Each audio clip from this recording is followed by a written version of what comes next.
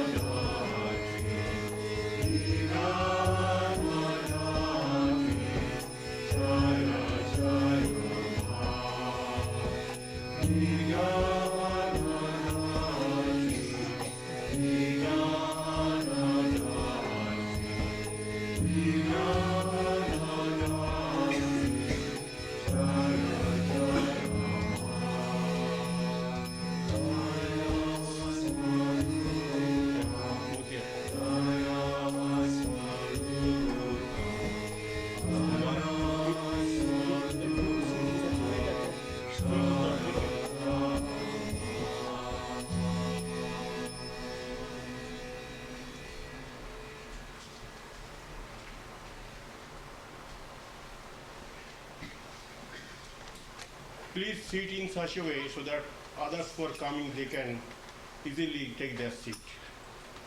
Please feel for others.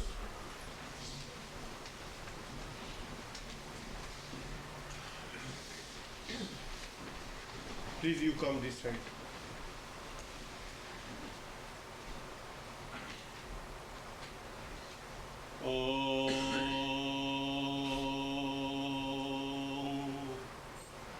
यथाग्ने दाहिका शक्ति रामकृष्णे चैया स्रविद्या स्वरूपांतां शरदां प्रणमामहम् ओम शांति शांति शांति हरि ओम तत्सत्.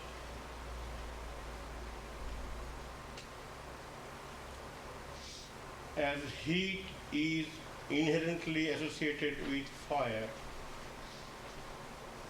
so Mother Divine Sarada is always associated with Sri Ramakrishna, the God incarnate. And she is the embodiment of all knowledge, both secular as well as spiritual. We pay our obeisance to their lotus feet.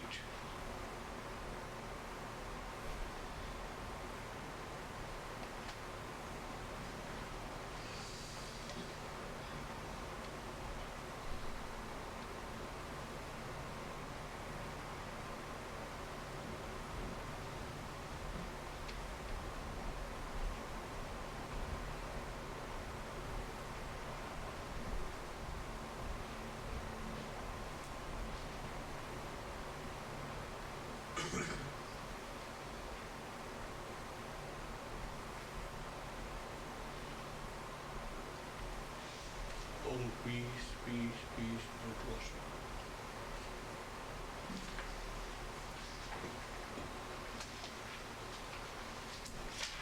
We will sing first a Bengali carol in celebration of Holy Mother's birthday.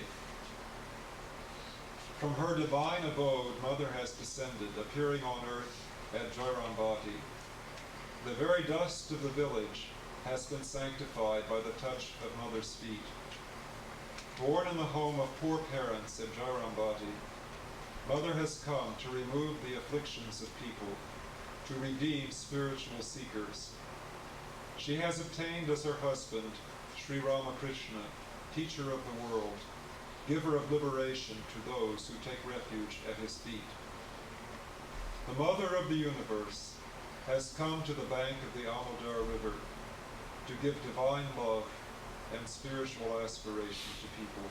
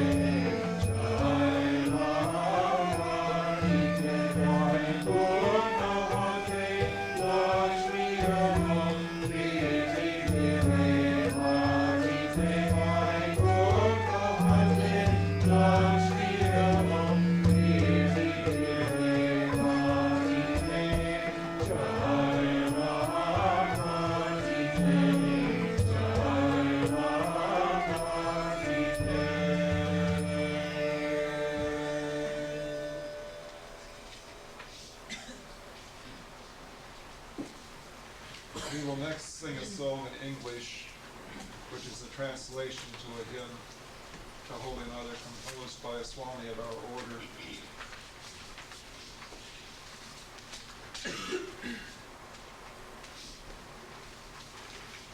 O Mother, you came back to earth to remove our tears, to soothe our hearts burning in the fire of worldly desire, to take away our burden of sin and sorrow. Mother, you come in every age, suffer birth, disease, and death for our sake, to demonstrate the way to divine life. As Sita, you taught the world steadfast patience and forbearance. As Radha, you showed the glory of pure, self-forgetful love of God. In this age, fulfilling the divine play of Ramakrishna, you manifest the motherhood of God, refuge of the erring and the suffering, compassionate to all. You accept everyone.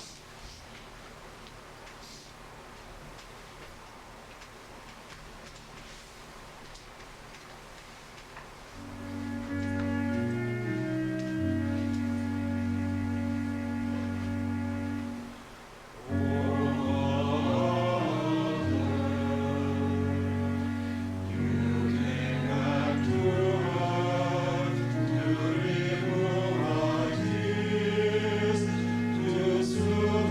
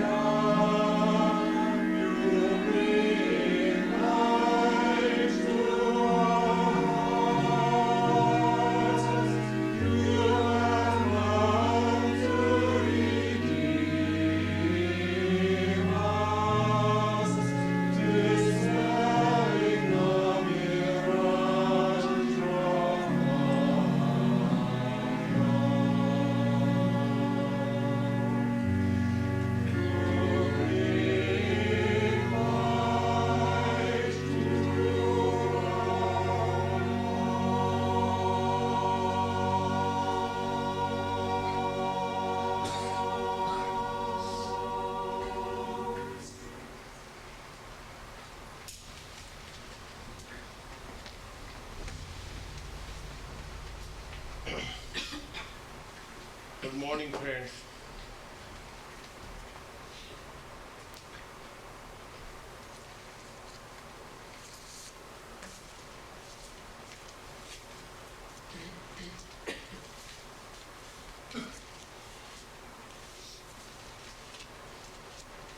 Well, we are celebrating the Holy Mother's birthday anniversary. She was born in the year 1853 at Jairambati. She had no schooling and she was a rustic woman. She did no spectacular work. We don't find her dynamism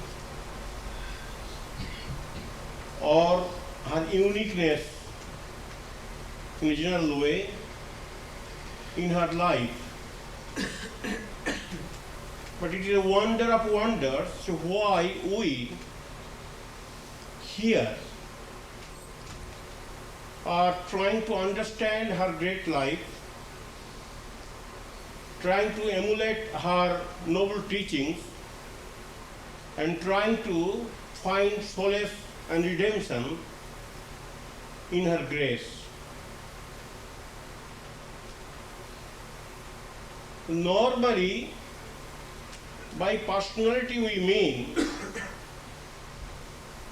it is by a condensation of ego that a personality is developed. But in her, ego is fully dissolved.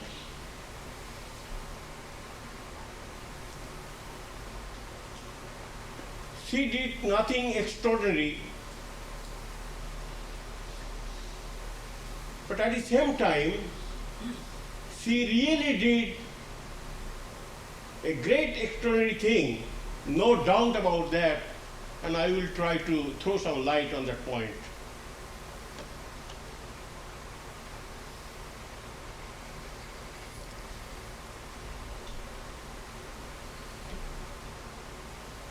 Well, there is an anecdote. The Holy Mother sent some villagers from Jairambati to visit Belur Math in the early days.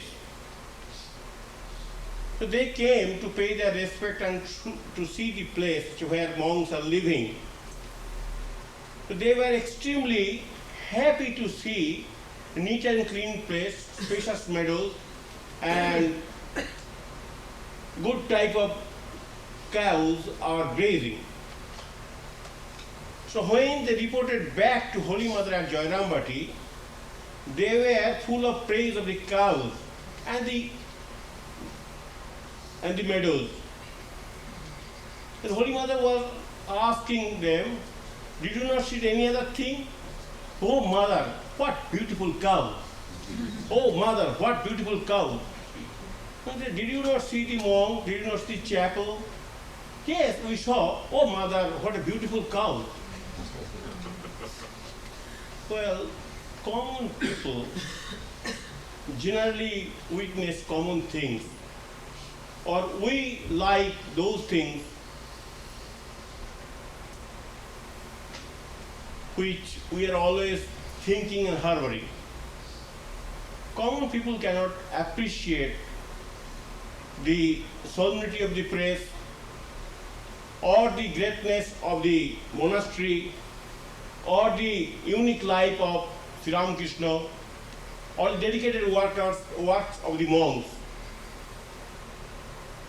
They were very much satisfied to see such good cows and a grassy meadows. Now, in Gita, second chapter, 69 verse, there is a beautiful verse is there. Jani shasa bhutanang tasyang jagrati samyame. Jasyang jagrati bhutani shanisha pushate mune. That means common people, they see one way and the advanced soul, illumined soul, sages and saints, they see in a different way. What is day to the common people, that is night to the illumined souls. So, we see in her an unassuming character, her humility, her power, grace and dignity were of such quiet order that does not create any spell on us. We are used to see rampant egotism, ruthless competition and psychopathic exhibitionism, but we don't find anything here at all. So we cannot say her life was charismatic or glamorous. But still, most inspiring quality in her, which can be seen by the thinking people. And what is that?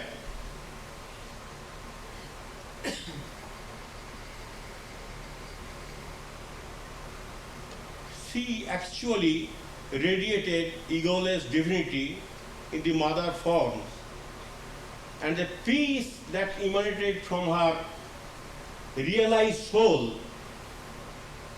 certainly creates a special adoration from us. We are impelled to think how it is possible for her to radiate such peace.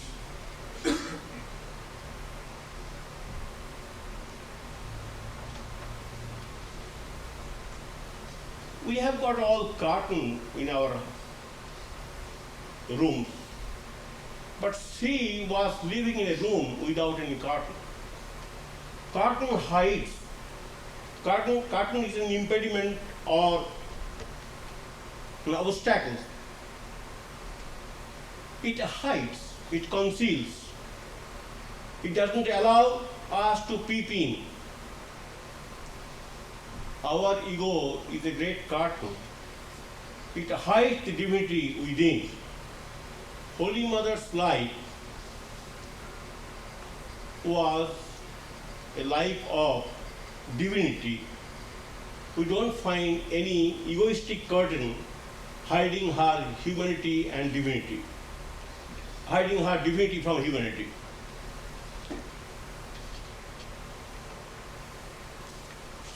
So this purity that we notice in her character, it cannot be emulated by us, because the real source of purity is her divine life.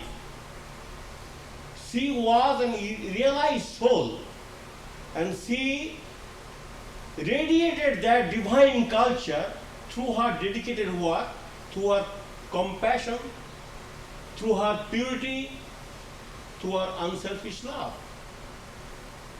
It cannot be practiced by the common people. It cannot be behaved. We cannot behave in that way, because we are lacking that spiritual knowledge which transforms human personality. Without that transformation, it is never possible to radiate that culture, that unselfish love, or that dedication, or that purity. Now let us see one example. That one day, one old woman came from distant village to bring some provisions for mother. She was poor and aged also, and she was resting after taking her meal in the mother's house at Jarambati. Unfortunately, that lady soiled her cloth at night.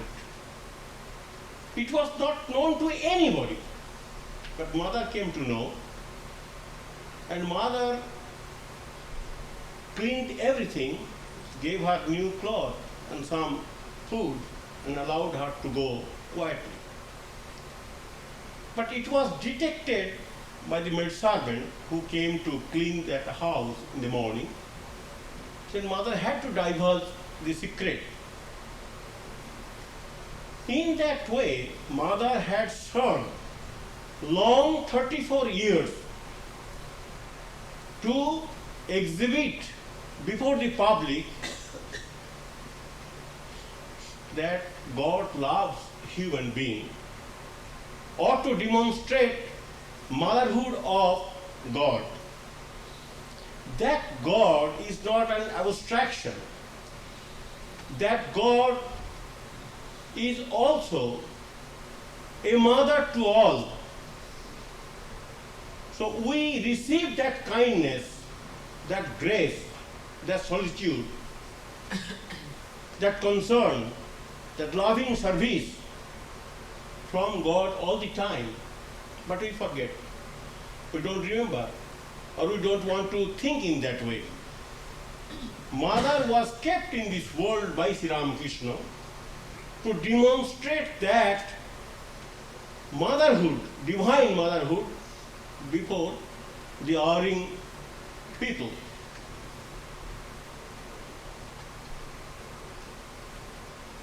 She was able to confer liberation to the people. We do not understand the impact of the word liberation because we are so bound. We cannot think of freedom. But if we visualize the situation that we are coming every time, being compelled by our own karma, we are having birth and death, this vicious circle cannot be broken by us. But God can break it. That's why God is called breaker of bondage. He is called Kapalamochan. He wiper of blemishes. He can do it, but we cannot do it. She used to grant that liberation, that redemption, that freedom to people at her glance. But still, such great personality, if you want to say so, or illumined soul, kept herself completely concealed from the public gaze. She appeared before us as a common woman, a rustic woman, taking care of the children in her own unassuming way.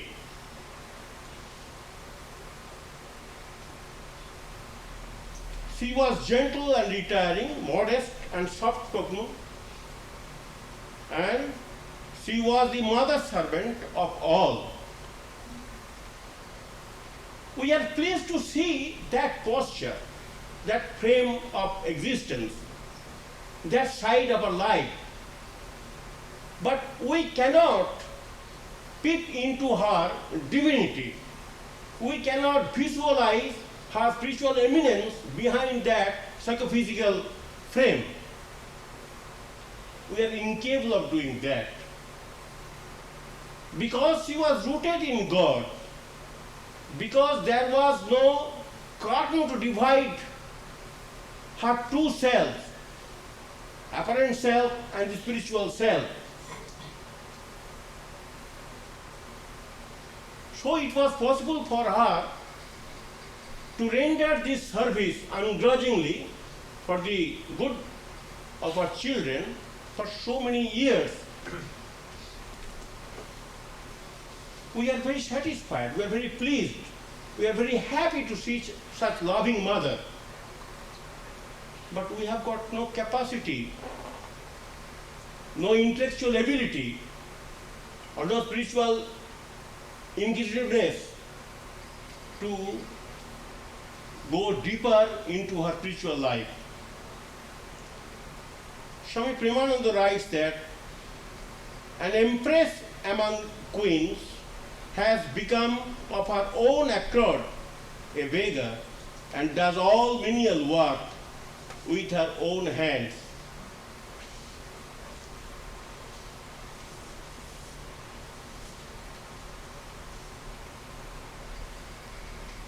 The story is that one day 3 people were sent from Bellumat to Jairambati for spiritual instruction or initiation. A letter was written by Swami Virajananda himself requesting mother to give them initiation. So when they approached mother at Jairambati with that letter, mother was very much surprised at the judgment of Swami Virajananda, and mother remarked, because these boys or these people were inferior stuff, they were not fit to receive spiritual instruction. So they were not allowed by mother first. Second time, mother also did not consent. Third time, when she was pestered by this person, she yielded. But mother made a remark that Rakhal, Swami Virajananda, has sent me poison. Generally, child sends something good, something beautiful, something eatable to his mother. But here my boy has sent me some poison. But still mother, out of her infinite love for the good of the people, yielded and gave instruction. When this fact was reported at Belur, Swami Sarada, Swami Shivananda, Swami Premananda and Swami Brahmananda were all present, and these facts were related. After hearing this story from the disciples themselves, Swami Premananda wrote this passage, which is very famous, that the poison which we cannot digest, we are sending that poison to mother, and mother is absorbing it.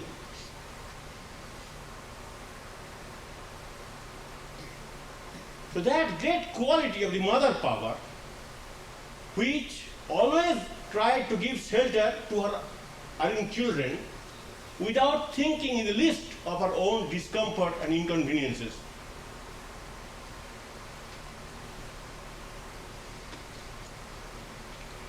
Why she did all these things? To teach us how to live in this world and how to dedicate our energy for the good of the others. Well, Swami Vivekananda writes that service and renunciation are the 2 great principles of any great culture. When renunciation is not honored and service is not rendered, then human being does not make any spiritual progress. Society also decays. So this renunciation and service are the twin principles, are to be adored, are to be honored, are to be emulated by all good type of people.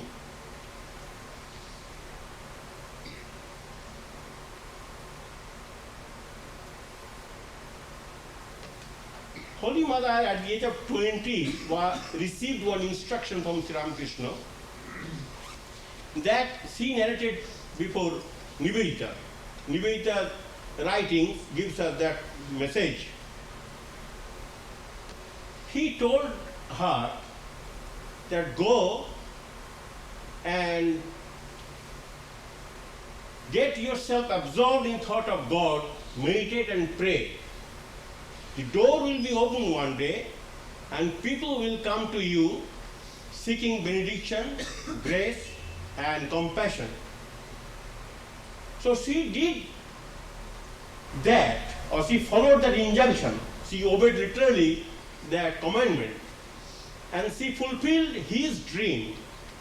She became illumined through her continuous prayer and meditation and introspective life, she purified the entire compound of her body. And out of that illumination, realization, that spiritual knowledge, we find peace, grace, dedicated service, loving concern are all coming out of that great illumined soul.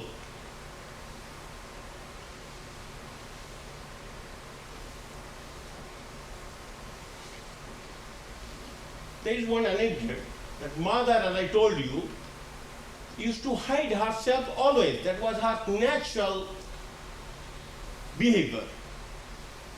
She was always taking the role of an humble person. At the same time, you know that she was a giver of liberation. She was giving commandment to Swami Virajananda, Brahmananda and others. She received worship from Sri Ramakrishna himself. And that person never gave an indication to any people that she was really spiritually great. So it was difficult for common people, even for sometimes good type of people, to distinguish her from the rest of the people. One day at Bangalore, one lady from rich family, with her all ornaments and jewelry and costly clothes, she was occupying a seat, her Holy Mother also sitting and other people are sitting. So she occupied such a position in that assembly that everybody who came later, they began to pay their respect to that lady bedecked with jewelry and ornaments.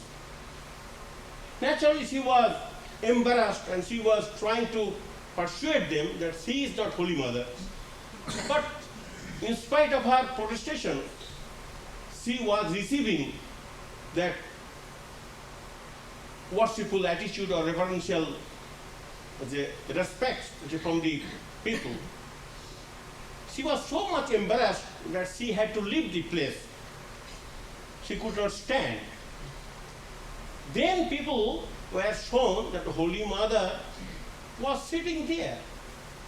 She was very humble, very ordinary, nothing spectacular in her. She was not creating any spell on anybody. She had no charismatic personality. So it was quite difficult for the common people to understand her, to know her.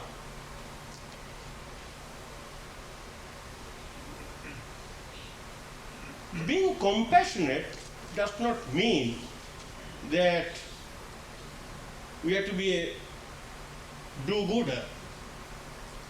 Modern trend of that, even one, anyway, that unless we render some service to society, we cannot be compassionate. We can be equally egoistic. At the same time, we can be philanthropist. There are 100,000 examples are there in the lives of the great men and women who are noted for their philanthropic activities. At the same time, they were die-hard egoists. How to transcend the egotism? That cannot be transcended unless we have got spiritual knowledge. So spiritual knowledge is a must for our real transformation or transmutation of character. Then alone this ego can be smothered. And without smothering the ego, our peace cannot come.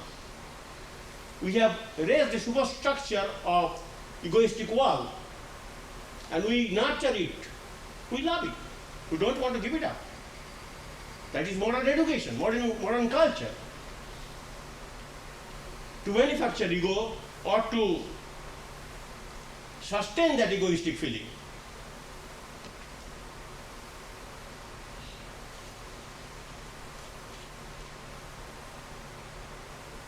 fruit of spiritual life actually comes from such egoless persons like Holy Mother, and out of that egoless personality, compassion comes, purity comes, dedicated service comes, loving concern for other people comes. It is not possible to render any tangible benefit, lasting benefit, enduring benefit to any people without becoming egoless.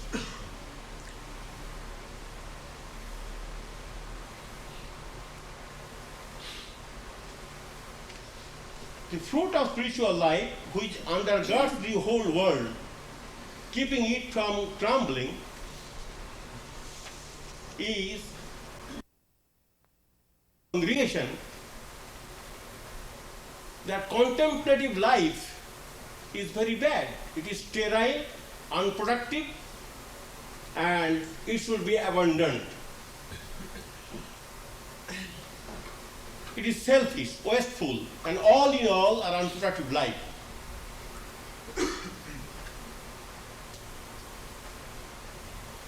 That gentleman Christian minister writes that I have got one friend who is inveterate bookworm, and he tells me the Ramakrishna Vivekananda literature are bogus, boring, and superfluous, and long, pompous, vague with much professional jargons. So that minister was having a talk with a group of nuns. So one nun particularly told, well, in the early days which I was asked to contemplate, and due to my contemplative habits, I used to have some peace and contentment. When afterwards we all realized that our life is useless and sterile and unproductive because we are not doing anything for the neighbors, which Christ enjoined upon us. So they transformed their contemplative cell into an office.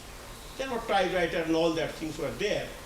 This particular minister, when visited that convent after some years, that very nun told, I have lost my peace, but I am useful to the society.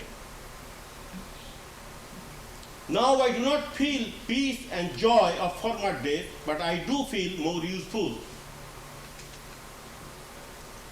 Now let us choose which is really good for the human progress.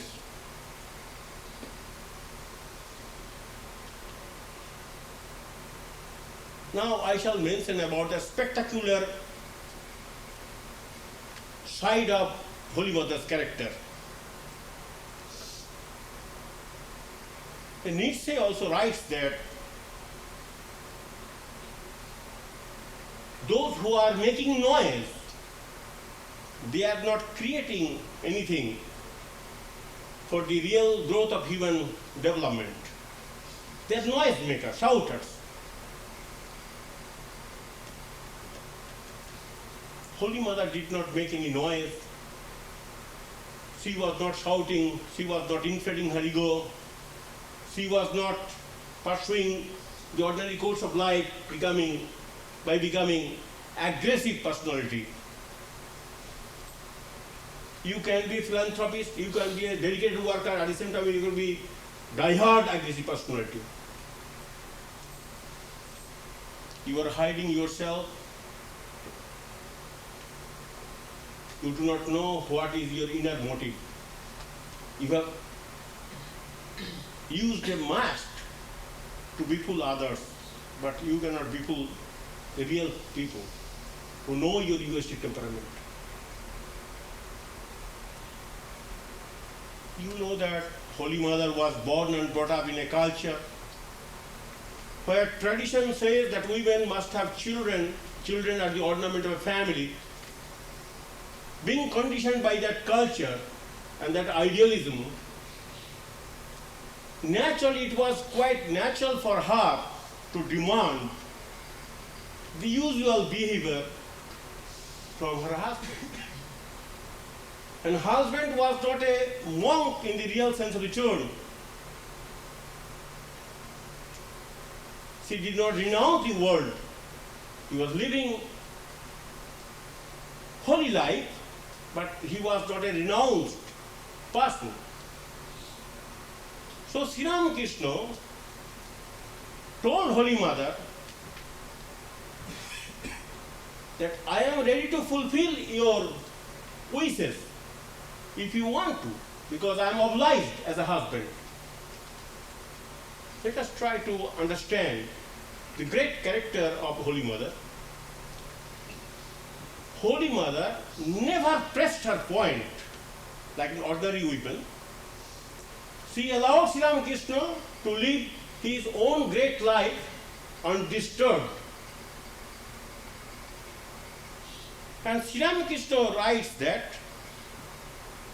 had she not been so pure, who knows whether I might not have lost my self-control through her inducement. This is recorded by Ramakrishna. And Ramakrishna also quotes Swami Vivekananda. Vivekananda says, with her consent, Sri Ramakrishna pursued spiritual career. So this liberation or this freedom, this great life of self-abnegation of Holy Mother allowed the entire humanity to enjoy the illumined soul like Sri Ramakrishna. So Holy Mother actually had offered Sri Ramakrishna to the humanity. It is a gift from her. And this gift does not create that sort of spectacular character in her. She always remains unknown, concealed, and unassuming. But this great humble character, through her sacrifice, had presented Sri Ramakrishna to the whole universe as an illumined soul. In that respect, she was really a great woman, having some spectacular deeds at her credit. She was like a space that equally contains galaxies and atoms. One side Sri Ramakrishna, one side common people like us. She gave her ungrudging love and service to everybody. She was so broad-minded, she was all-encompassing. She was able to cater the needs of people coming to her at any time. Human mothers are focused and polarized. We all know that. It does not require any explanation. That our love is confined within the family circles, and we are so polarized that we easily discriminate between our family and the other family. Even we hate others. But her family was the entire world. She encompassed everything, including the subhuman species. It's literally true. Now, she cultivated another habit of not finding fault. As we learn music or we learn any other skill, in that way, she mastered that skill. She deliberately cultured that art, practiced that art of not finding fault with others. And if we want to find fault, he said, find fault of yourself. Of course, if you want to get peace. If you don't want to get peace, you can find fault with others.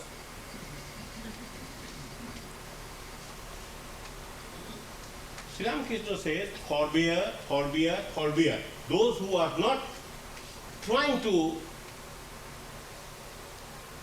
practice that great virtue, they are destroyed.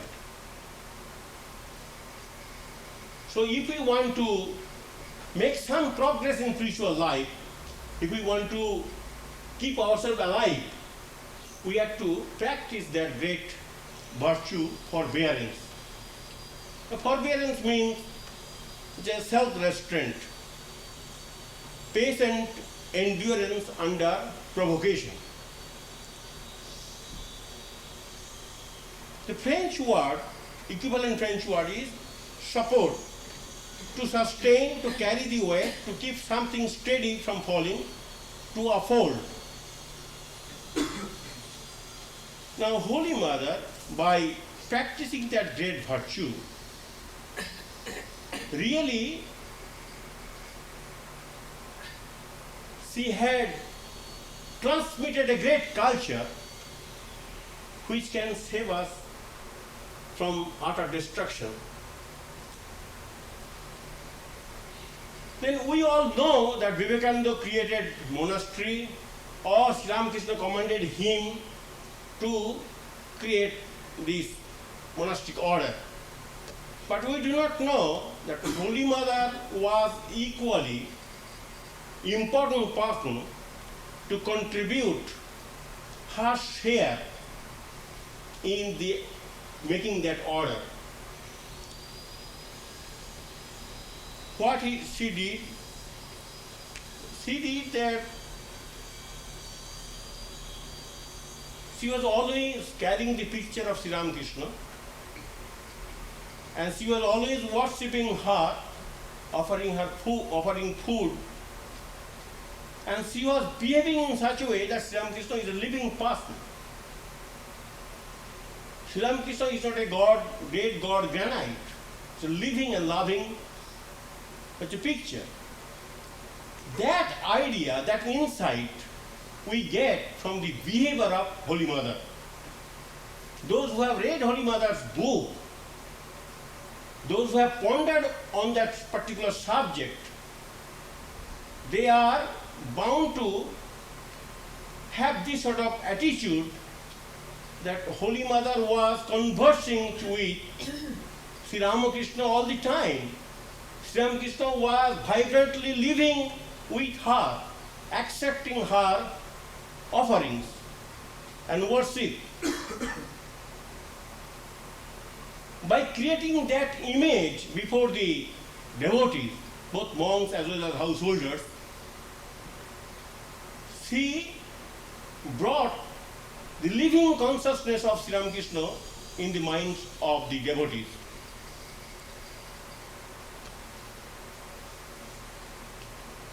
She used to say that order must cherish, cultivate and communicate the living image of Sri Ramakrishna. Because Sri Ramakrishna was living in God, with God and for God. That idealism which was transmitted to us by the holy living of Holy Mother. Holy Mother practiced that, emulated that, and radiated that culture through her great living. She was rooted in God, and at the same time she was trying to help common human being in a human way. But supply was coming from that spiritual source. So he was a living bodhisattva. The bodhisattva ideal that until and unless the last person is liberated, the bodhisattva does not want to depart from this world.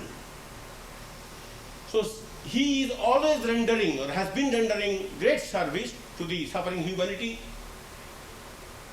by foregoing his or her spiritual freedom. That idealism is enshrined in the character of Holy Mother.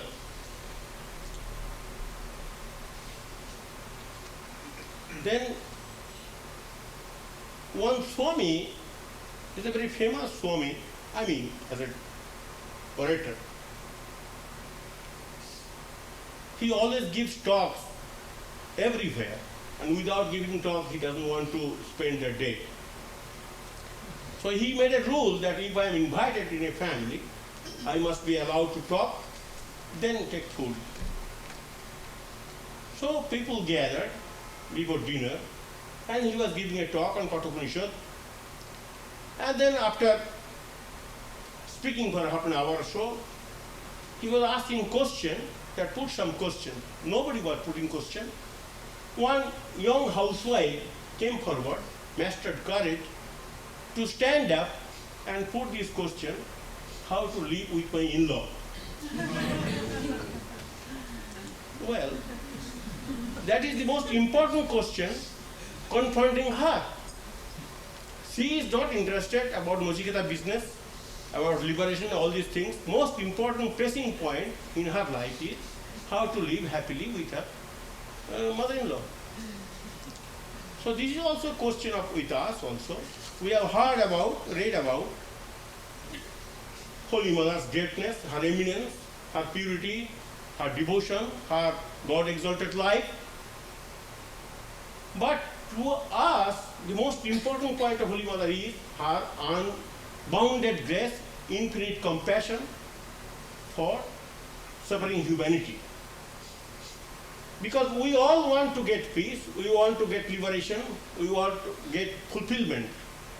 And that great assurance that we will be liberated, we will be free from the pains and aches of life.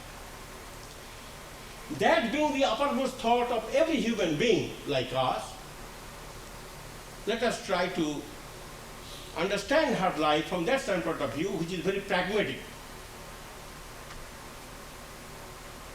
Where you have found out an ideal character which gives assurance to us that all children belong to me. I am mother to all, to the good as well as to the bad. So if anybody is in trouble, my heart aches, and I will take care of every one of them. The erring children, degraded children, the so-called weak children are also protected by me, and I am to protect them. So I always come to the rescue. I am concerned about their well-being. This great assurance that we receive from Holy Mother's own statement and from our own holy living, that she says that Sri Ramakrishna will incur sin if he does not come to your aid in giving you redemption. That statement we have never heard in Upanishad or Gita and anywhere else, or from the great life. Sri Ramakrishna will incur sin if he does not respond to your prayer, if he does not take charge of your soul, if he does not rescue you from the depth of degradation.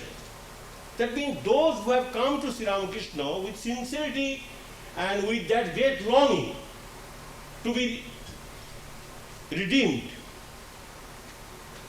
invariably they are assured of his grace, of Mother's grace too, in getting the liberation, that freedom. Then she says that those who are longing to have that vision of Sri Ramakrishna, those who are trying to get rid of their aches and pains by breaking the vicious cycle of birth and death, if they are really sincere, Sri Ramakrishna definitely will grant that prayer.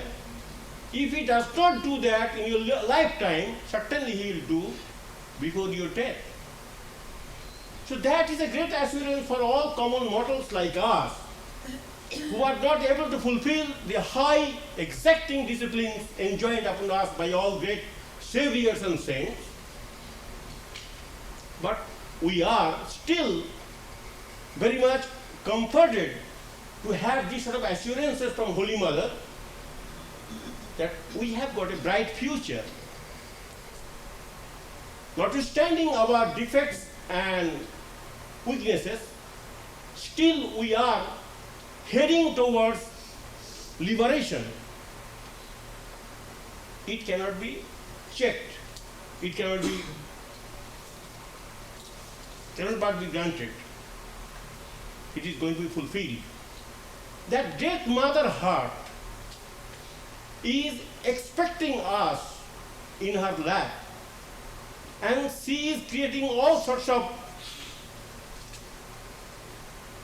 conducive environment for us to call her or to call him.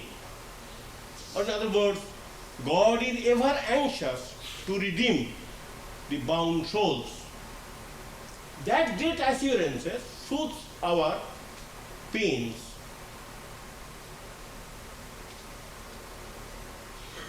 Then she says that let us all think that we have got one mother. Now in this world, we cannot keep our faith in anything. Wealth, beauty, health, friends, relations, one day they may betray. But great mother or great God who shows his compassion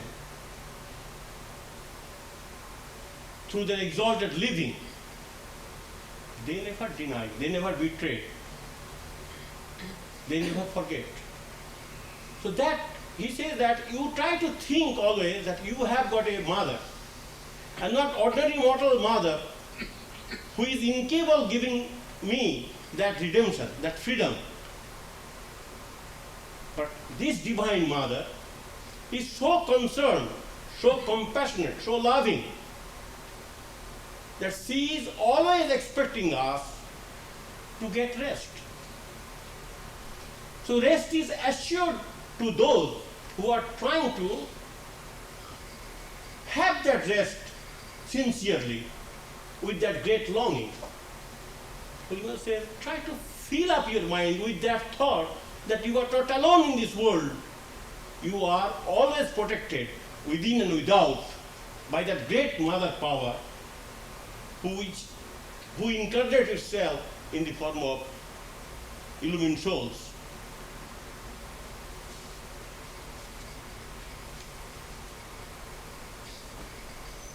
So, more we read, more we become fascinated. It is a great enigmatic character. Really, she is a great wonder. In any culture, in any age, we have seen many illumined souls came, but of all them, Holy Mother stands in a different pedestal, or she can be distinguished with the rest of the illumined souls, because she expressed that motherhood of God in such a way as to create conviction in the heart of the common people like us, that God is not an just abstract idea. God is living and loving, God is within and without, and God is well concerned about our well-being, and God has never neglected us.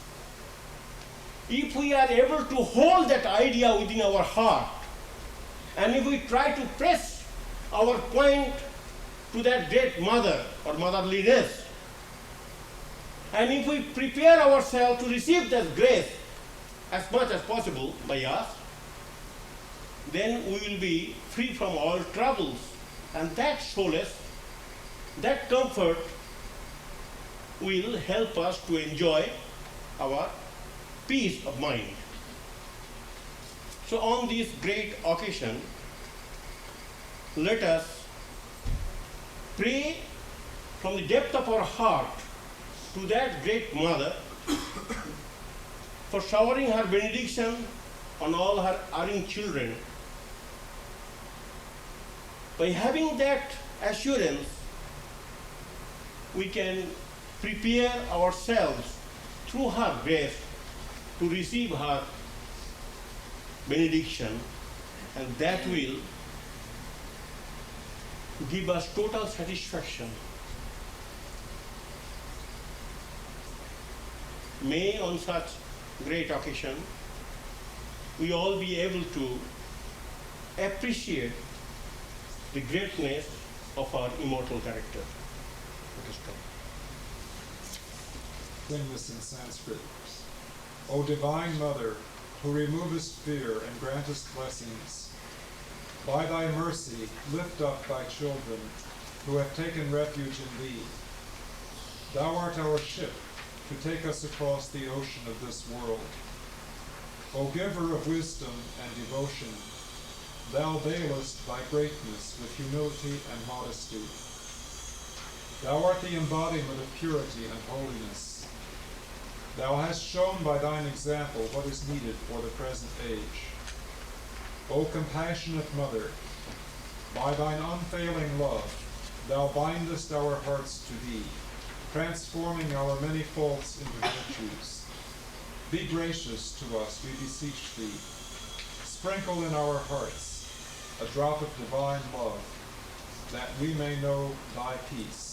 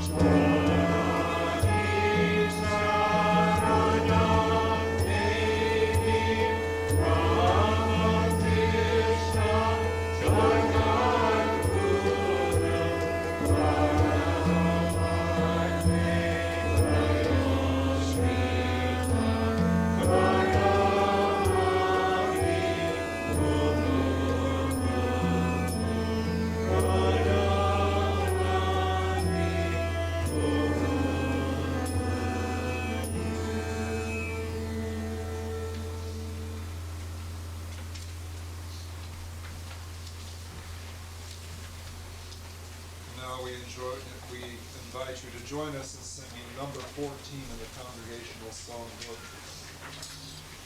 For those of you who do not have the separate sheets, it's number 14 in the book.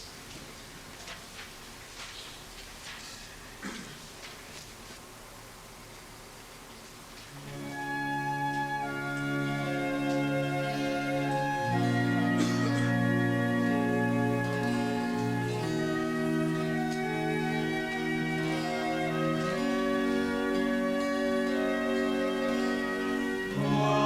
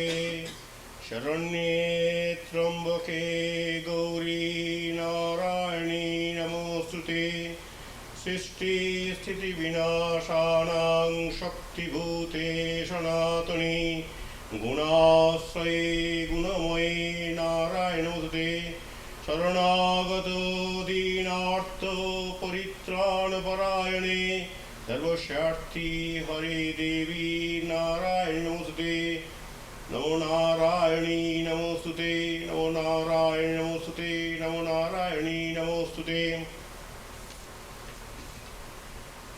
We pay our obeisance to the most auspicious mother among those that are auspicious.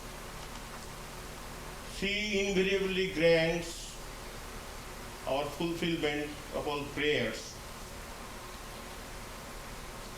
She is the one strong, abiding, eternal refuge of us all. That great mother power that creates, sustains and dissolves the entire universe is being invoked by us today. On that great mother, material world rests and is projected out of that. Divine Mother is noted for thy zeal in affording protection to the weak and afflicted. May we all be able to understand the significance of motherhood of God, and may we all be impelled to create that motivation within us to solicit grace from her for our peace and happiness. Let's meditate on her great character.